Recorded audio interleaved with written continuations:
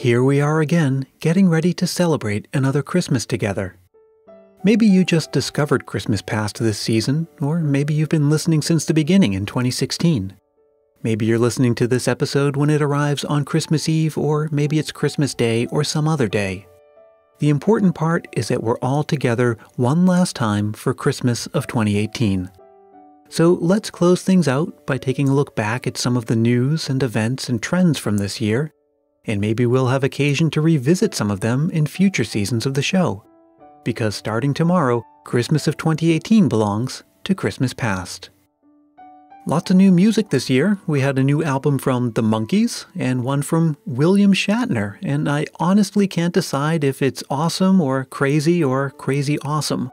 Greg Dooley released a single of Have Yourself a Merry Little Christmas, and that was a very cool surprise for people like me who love his bands The Afghan Whigs and The Twilight Singers.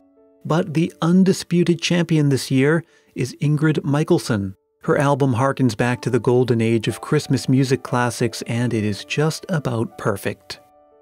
As for movies, we had the new Grinch animated movie, which did very well, and The Nutcracker in the Four Realms, which did not. Netflix released a small handful, including the Kurt Russell movie The Christmas Chronicles, which earned 20 million streams in its first week. Pretty popular movie. And a little shout out to my home state, that story is set in Lowell, Massachusetts, even though it was shot in Canada. The Hallmark Channel movie Juggernaut keeps on juggering. They released a record 38 movies this year, and I hear that next year they're planning at least one Hanukkah movie. And let's not forget the fastest growing segment of the Christmas entertainment market, Christmas podcasts.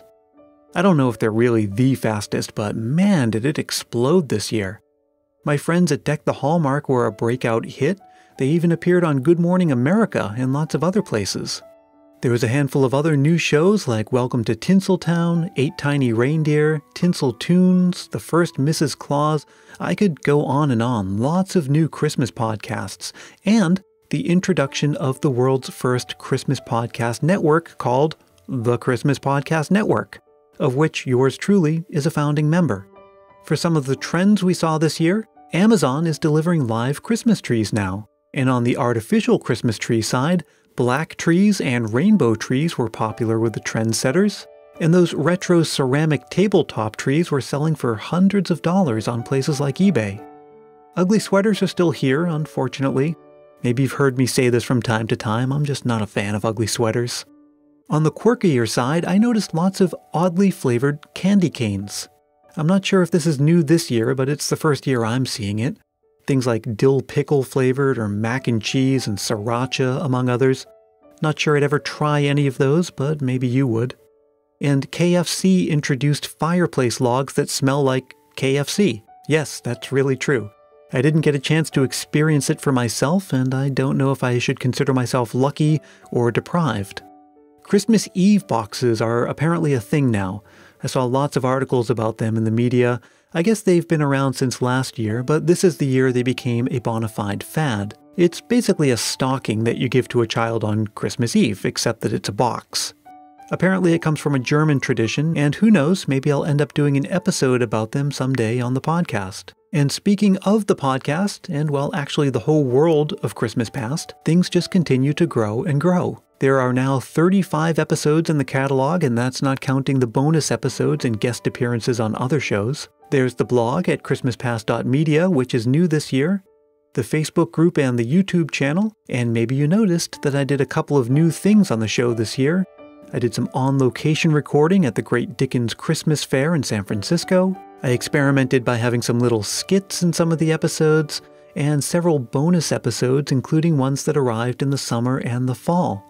And the show enjoyed a little bit of media attention. It appeared in a handful of articles about Christmas podcasts, and I did a couple of interviews with USA Today and Best Life magazine.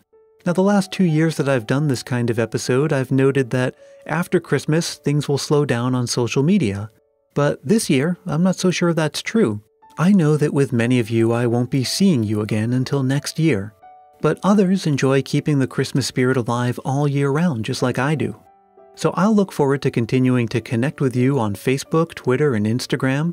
The invitation's always open to play a game of Christmas trivia with me on the YouTube channel.